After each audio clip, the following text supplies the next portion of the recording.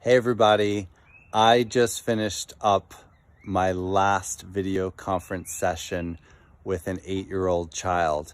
I have been doing video conference work with adults for years. I have been coaching people remotely through video conference, and it's great. I've also done video conference with teenagers, not a problem.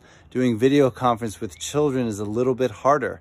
So this challenge that I had to, overcome this week really forced me to get outside of my, comfort zones, to be a little bit more creative than I normally am, and to really expand, my creative toolkit. And it was great because I didn't realize early on how transferable video conference would be for a lot of the play and a lot of the mindfulness work that I already do with children. So I just want to share a couple of mindfulness skills that you can do with your children at home during this time of home quarantining and social distancing. If you're a grandparent, you could do this with your grandchild over FaceTime. It's also a great thing to do if you're a therapist, a teacher, a coach, anything. So one of the things that I had this kiddo who I just met with is to go and grab 3 objects and to bring them, into view. And he needed to describe the way they felt, their texture, their smell, the different colors, the weight, etc. It's pretty much an object meditation. That was great. Then another thing we did was we gathered up a series of objects in front of each other, and we would each try to visually take a snapshot, if you will. We'd take a breath, and then he would remove an object as I would close my eyes, and I had to guess which object he removed, and then we would take turns each time.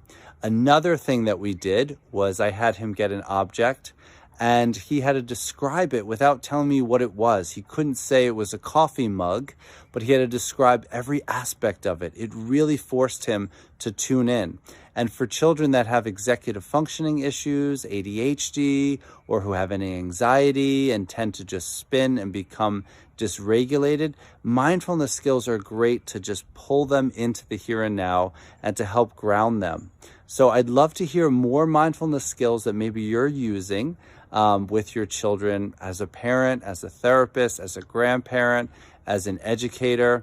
So please share in the comments below any mindfulness skills you're doing. Don't overthink it. It's as simple as just tasting a clementine and really enjoying it and then having to describe it. It's as simple as finding 5 colors in your midst, or listening to 5 sounds, or becoming aware of 5 things touching your body.